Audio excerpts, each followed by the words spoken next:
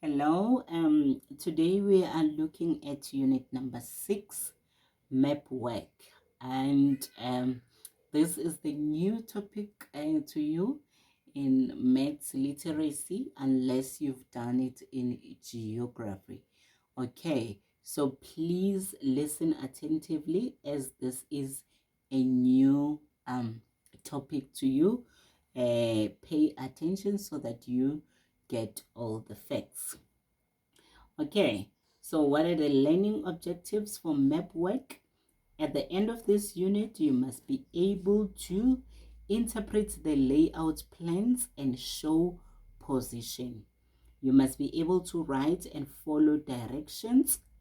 You must be able to recognize and label different symbols on floor plans. You must be able to analyze floor plans.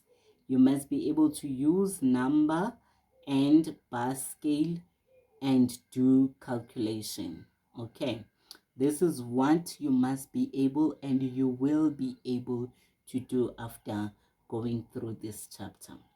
Okay, so a map is a visual representation of reality which shows instructions, position, directions, and location. So a map shows 4 things. 1, instruction. 2, positions. 3, directions. And lastly, number 4, location. It helps us to find our way in an unfamiliar area, or to a specific store in a huge shopping mall, or to a seat in a movie theater. Okay, right, let's scroll up a bit. They say at the end of this unit, you must be able to work with maps, scales, and floor plans. You must be able to use a map scale to find distances and follow and draw up directions. Different maps have different functions. Different maps have different functions. Okay, so let's look at different maps and their functions. First, we have a street map.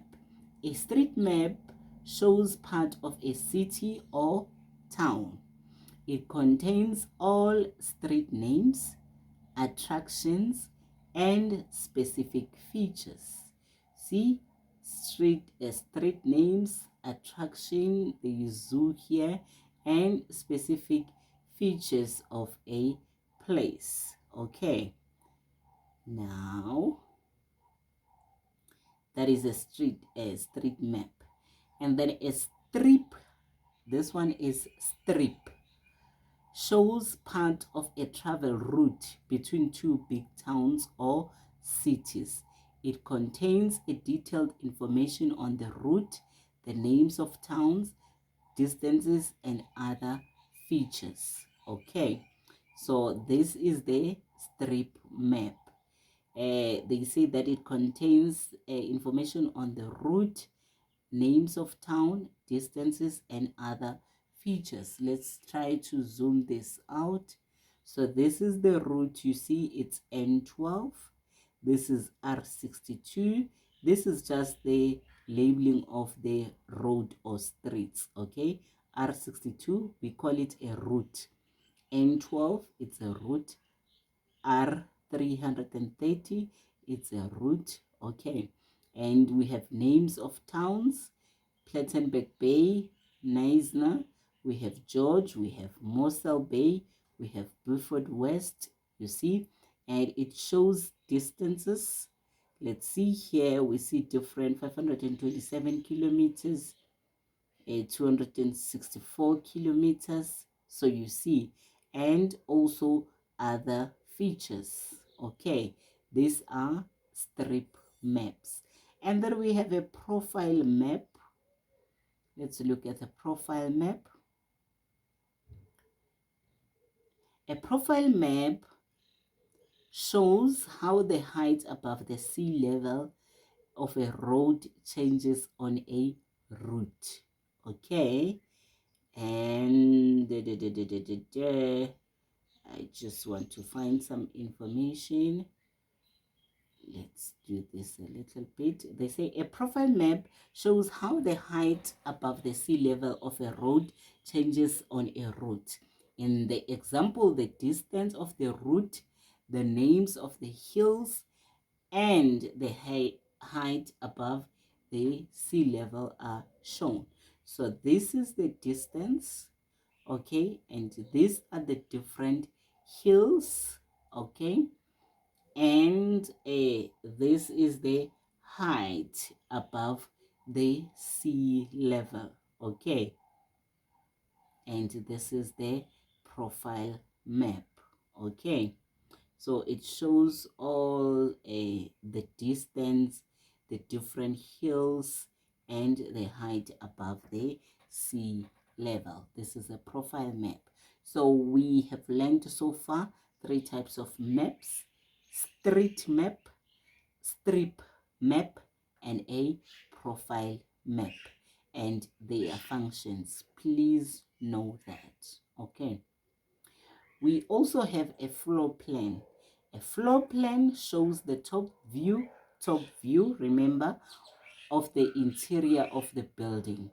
Interior, it means the inside of the building. It includes the interior walls, windows, doors, size of rooms, etc. That is a floor plan. And we have a layout plan. A layout plan gives an overview of an area. In the example below, the location of the hospital. Where is the hospital? Okay, I think I need to zoom this. I think this is the hospital. Yes, okay, the right one. The different entrances and exits and parking are shown. Let's see if I zoom this, we will be able to see. Yes, this is the hospital and visitor parking. Oh yes. Oh, let's go back. Let's go 2 more and let's reduce the size. Just pardon me for that. This is the layout plan. They say it gives an overview of an area. In the example, it gives the location of the hospital building, the different entrances and exits, and the parking areas. Okay, and that is the layout plan. Now they come and they explain the layout plan in detail. A layout plan shows the top view of the layout of an area in detail. It normally shows the buildings, trees, open areas, water bodies, parking areas, etc. Many schools, universities, and shopping malls make their layout plans available to people to orientate themselves and easily find what they are looking for. Property developers also design layout plans to give potential buyers or investors an idea of what the planned development will look like. When reading a map, you need to study the various features on the map in depth to get a feel for the location of every feature. And we have an example coming. We have the layout of a layout plan of the school. Okay, can I just take it down a bit? So you need to check this in your textbook. So we have the layout plan of a school here, and this is Nickel Street, this is Silver Street, and this is Titanium Street. Okay, and if we zoom this school, you can see there it's a swimming pool. Here is tennis courts, netball court, rugby field. It's a store, it's a tuck shop, it's a pavilion, it's a hockey field, rugby field A, this is B, this is C. And we have another pavilion, and we have a sports center, and we have small labelings here. I'm sure they will give us the name of this codes that we see. There's a restaurant, there's a changing room, parking. This is the gate, and this is the main entrance. Bicycle shed, and a theater, gymnasium, and administration office, a staff room, main entrance, and parking. And we've got a direction indicator. This is a school layout. Okay, so this is a layout plan of the school. Now from the layout, they ask the questions. Who can use the layout plan?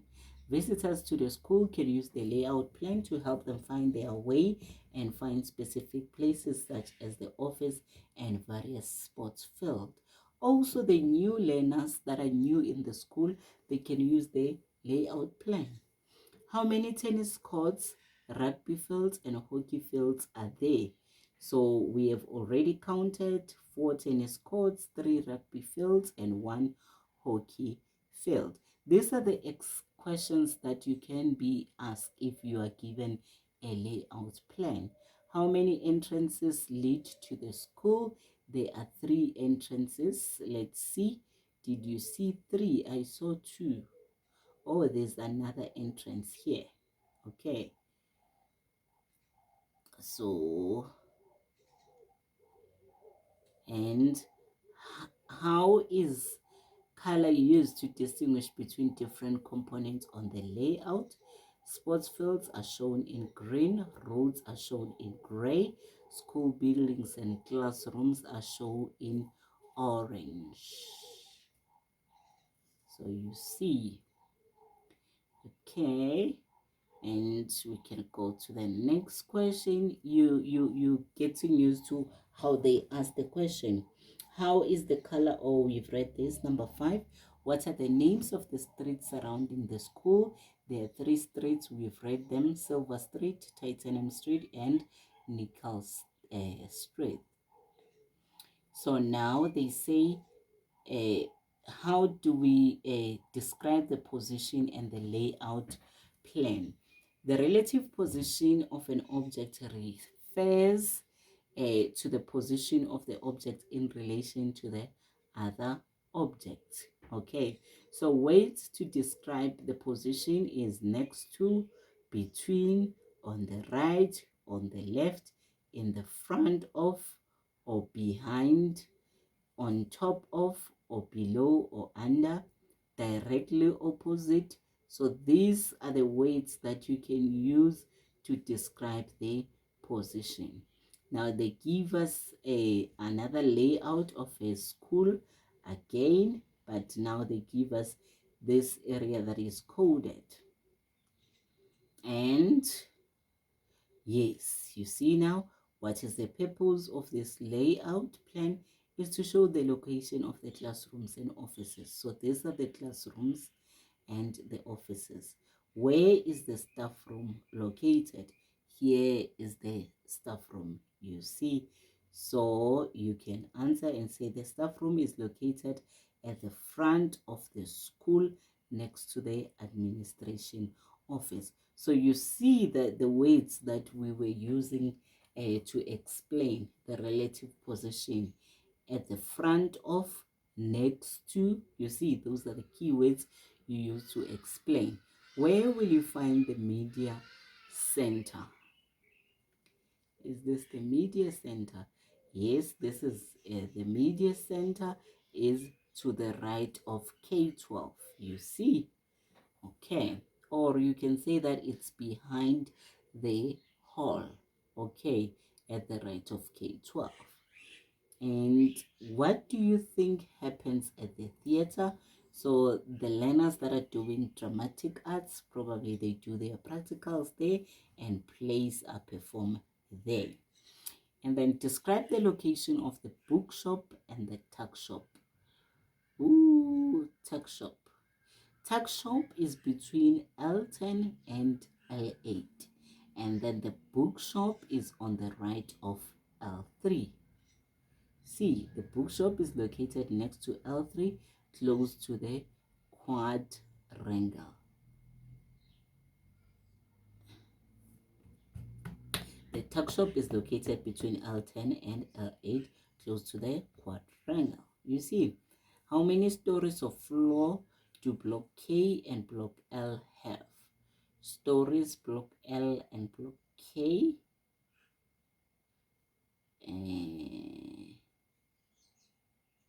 Where is block L? L, it seems like it's 3 stories, and K also is 3 stories. I'm not sure about this one, but we can look.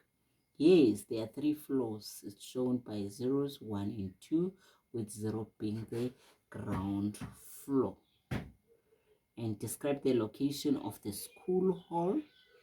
The school hall is next to the entrance on the right hand side, on the left hand side of the parking, on the left hand side of the administration block, and right hand side of the music center, and left hand side of the administration block. Let's see, how did they describe?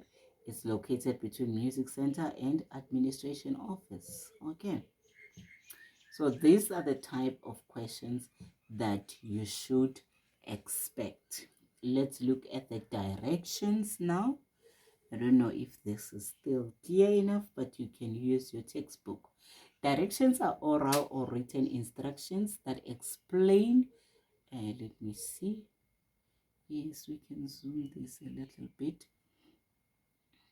Directions are oral or written instructions that explain how to move from one place to another. Directions normally include to the left, to the right, backwards, forwards, next to, as well as street names. Study the layout plan of the school again. So we will use this layout. We have seen it before, and you have questions. So you can study these questions and see how directions are given. So they say, describe the route from the school restaurant to the dancing hall. School restaurant, I saw it, and to the dancing hall. This is the dancing hall. Restaurant, dancing hall. Let's see, how do you go? Obviously, you go to the, is it the right hand side? You will pass the parking. Where is the dancing hall? Okay. And then you pass T39 and T38. And on your left hand side, there will be the dancing hall. Okay, let's read. From the restaurant, walk in an easterly direction through the parking. Is that the easterly direction? Yes, because you are going that way. So it's the easterly direction. This is north, this is east. Okay, so we are going the easterly direction. Walk straight ahead on the road which ran past T38 and T39. Directly after T38, there is a fork where the road splits in the road. Keep to the right. Okay, so here the road splits and you must keep to the right. The dancing hall is the first venue on your left. Okay, so you get tips on how to give directions. So please go through number 10, number 2, and number 3, and after that you can do activity number 25 on page 96. Activity 25 on page 96.